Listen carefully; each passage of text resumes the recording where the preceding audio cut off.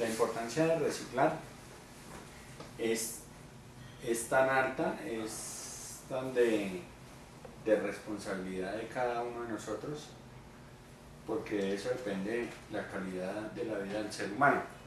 Quiere decir que si nosotros nos tomamos la molestia de separar en la casa, en la cocina, los materiales que enviamos al carro de la basura en una bolsa diferente a la que entregamos, en esa bolsa podemos poner los materiales que sabemos que son que se pueden reutilizar o que se pueden reciclar. Entonces estamos hablando del plástico, del metal, del papel, del cartón, las botellitas del agua, las botellitas de gaseosa, las latas de atún, las latas de sardina, las latas donde vienen los diferentes enlatados, los duranos.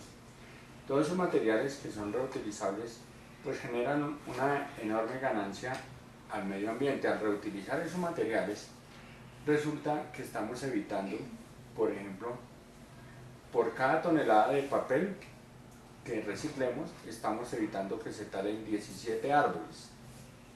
Imagínense 17 árboles, es altísimo. Esos son los recursos naturales que nosotros debemos conservar.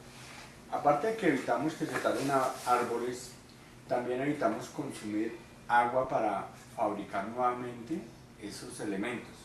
Por ejemplo, para fabricar el metal, para fabricar el cartón, se requiere energía, se requiere agua, y aparte de que evitamos o que no necesitamos utilizar esos recursos porque vamos a reutilizar esos materiales, también estamos evitando que se contaminen las aguas, sobre todo las aguas subterráneas y los ríos. ¿Por qué? Porque si nosotros enviamos esos materiales directo al relleno sanitario, resulta que las basuras, cuando se disponen en un sitio, producen unos líquidos. Todas las basuras, así sean metales, ellas se van descomponiendo y van arrojando líquidos. Esos líquidos se llaman lixiviados. Los lixiviados son líquidos contaminantes o casi venenosos en un porcentaje altísimo. Quiere decir que si una persona o un animal consume ese líquido, se envenena, ¿sí? Esos lixiviados, ¿quién los produce? Las basuras que se disponen en el relleno sanitario. ¿Y quiénes envían basura al relleno sanitario? Pues nosotros, los ciudadanos. En este caso en Bogotá tenemos el relleno sanitario Doña Juana, que recibe 6.000 toneladas día de basura. 6.000 toneladas día. Los recicladores de oficio que ustedes ven por los diferentes barrios, que abren las bolsas que se dejan en la vía, recuperan cerca de 1.200 toneladas diarias, versus 6.000 que están llegando al relleno sanitario. De esas 6.000 que llegan al relleno sanitario Doña Juana, se calcula que el 20% es susceptible de aprovechamiento o de recuperación o de reutilización, o que son materiales que se pueden reciclar. Entonces imaginémonos nosotros si alcanzáramos algún día a reciclar ese 20%, más las 1.200 toneladas que están reciclando los recuperadores o los recicladores de oficio que transitan la ciudad en carritos, en costales, etc., pues sería una enorme ganancia ambiental. Por eso es tan importante reciclar. Esa agua en el relleno sanitario, lo que les contaba, la contaminación, esa agua que producen las basuras, esos líquidos lixiviados, en el relleno sanitario existen unos drenajes que están dispuestos en la parte inferior de donde están las basuras. El relleno sanitario no es otra cosa que montañas que parece campo, parece una finca. Por encima es pasto, pero por debajo de ese pasto está toneladas y toneladas de basura. Lo que pasa es que la basura se puede ir almacenando de manera vertical, pero hasta cierta altura, porque las normas de estabilización del terreno no permiten que sea muy alto. Cuando ya no se puede rellenar más de basura, entonces se pradiza, se coloca pasto. Entonces la gente por encima ve una montaña normal, pero en la realidad eso es el relleno sanitario. Debajo de esa montaña, en la parte bien de abajo, existen unos drenajes o unos tubos que conducen esos líquidos hasta unas piscinas o unos pondajes. En esas piscinas o pondajes se le hace un tratamiento a los lixiviados, se le aplican químicos, se le aplica aire, se hace un asentamiento de lodo y se va purificando esos líquidos, esos lixiviados. Al final del proceso se obtiene agua potable. Lo que por un lado está saliendo, que llega de la basura, que es un chorro más o menos de 4 pulgadas con fuerza, de un líquido negro que nadie se lo toma, al otro lado del proceso termina en agua potable. Uno le dice al ciudadano, mire, si quiere puede tomar de esa agua, pero cuando el ciudadano ve cómo viene, entonces nos dice, no, mejor no me la tomo porque le da como miedo, pero es agua potable. Lo que pasa es que esos procesos de descontaminar esos lixiviados son supremamente costosos y finalmente los que pagan esa descontaminación son los ciudadanos a través de las tarifas de aseo. Por eso evitamos una cantidad de gastos, no gastamos dinero, gastamos menos energía, gastamos menos agua, evitamos la tala de árboles, no contaminamos los ríos, no contaminamos también las aguas subterráneas. Las aguas subterráneas son aquellos ríos que no los vemos, pero que están por debajo de la tierra de lo que observamos, de la superficie. Por eso es que cuando se hace una excavación y empieza a hacerse la excavación, sale agua, porque por ahí pasan corrientes de agua. Esas aguas son aguas potables que finalmente terminan en una quebrada o en un vertimiento natural. Si permitimos que ese líquido que sueltan las basuras penetre en el piso y lleguen hasta esas aguas, entonces se contaminan los ríos por lo que producen las basuras. Entonces ahí podemos, digamos, ver la ganancia ambiental. Entonces no vamos a contaminar los ríos, no vamos a contaminar las aguas subterráneas, utilizamos menos energía, evitamos la tala de árboles y evitamos, por ejemplo, o más bien disminuimos la cantidad de barriles de petróleo que se utilizan para fabricar nuevos productos. Por ejemplo, los plásticos son productos del petróleo, derivados del petróleo. Es decir, reutilizamos esos materiales, pues estamos cuidando y estamos generando, optimizando los recursos naturales, la asistencia a recursos naturales. Relacionado a lo que dices del botadero de Doña Juana, ese sitio es especializado para enviar la basura, ¿cierto? Sí. O sea, porque pensaban que no, entonces tomamos este sitio para mandar toda la basura y ¿qué pasa con esa basura? Porque vamos a llegar a un punto en que ya no va a caber más basura allá. Correcto. Entonces, sí el relleno sanitario se llama relleno sanitario de Doña Juana y es el tercero en Sudamérica mejor manejado técnicamente. Quiere decir que hay diferencia entre lo que es un relleno sanitario y entre lo que es un botadero de basura. El botadero de basura que anteriormente existía era precisamente un potrero grande, alejado de la ciudad, donde se disponían los desechos que producimos los ciudadanos.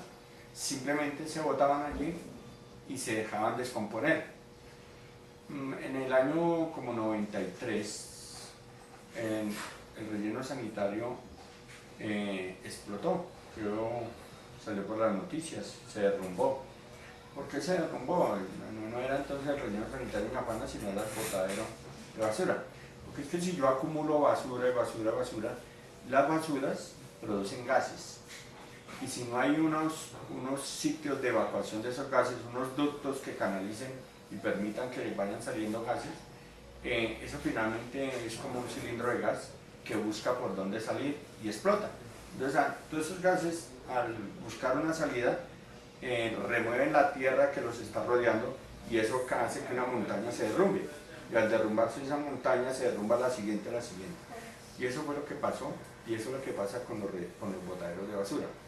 A diferencia de los rellenos sanitarios, en el caso de Doña Juana, deben de cumplir normas técnicas de manejo de rellenos sanitarios, normas de sismoresistencia, normas ambientales. Entonces están todos los entes y las normas allí vigilando que las tareas, las actividades se realicen de acuerdo a lo que dicen las normas nacionales y las normas internacionales. Uribe y Jerónimo Uribe. Pues todo el mundo dice que se privatizó el reciclaje. ¿Qué tan cierto es eso?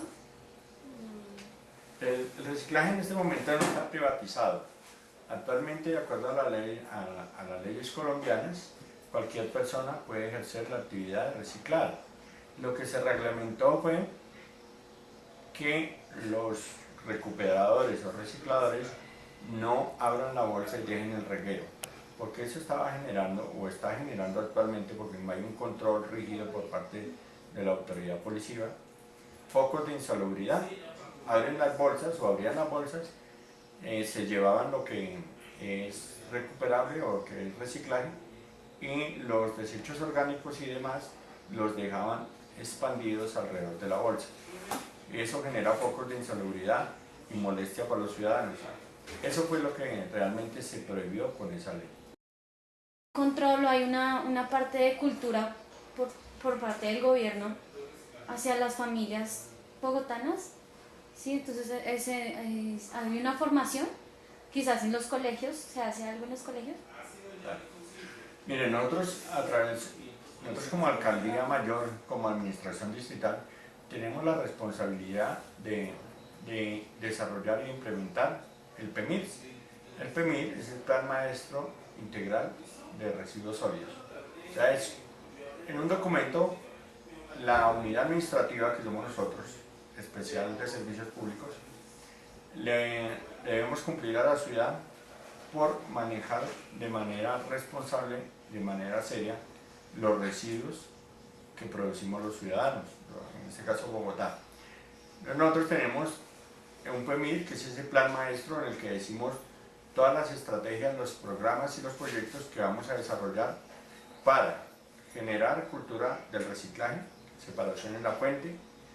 Tenemos otro componente que es implementar unas rutas de recolección selectiva, crear unos centros de reciclaje, y el cuarto componente es generar acciones afirmativas o positivas en favor de la población recicladora de Bogotá. Nosotros tenemos, con ese programa digital de reciclaje, tenemos una cobertura del 30% de usuarios suscriptores. Estamos llegando a 302 barrios y a 611.000 ciudadanos. No es fácil, sobre todo que cuando una persona no tiene el hábito de separar los materiales en la fuente, no hay nada que lo motive, es difícil hacerle entender que es importante separar en la fuente. Cuando adquiramos esa costumbre, dentro de unos años, seguramente entonces vamos a tener mayor cantidad de material reciclado en la ciudad y menos cantidad de basura que se dispone en el relleno sanitario de Doña Juana. La otra parte es que reciclar no solamente reciclar y generar ganancia ambiental o cuidado del medio ambiente, no solamente depende de los ciudadanos que separen la fuente. En estos proyectos están involucrados todos los ciudadanos, y cuando hablamos de todos los ciudadanos hablamos sobre todo de las industrias, de las fábricas, de las empresas. Por ejemplo, nosotros acá recibimos cantidades considerables de materiales que, aunque son reciclables, no tienen mercado.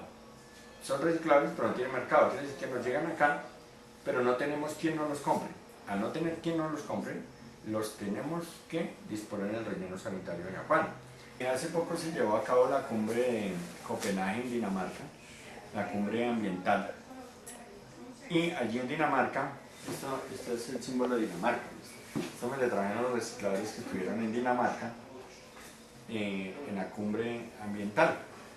Entonces allí se reúnen todos los países del mundo, se reunieron este año, y todos presentan la preocupación del hueco tan enorme que está teniendo la capa de ozono.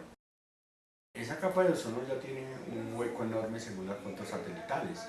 Quiere decir que por eso es que vemos que ahora en Bogotá el sol calienta y es muy picante, y por eso vemos cambios de temperaturas, porque existe un crecimiento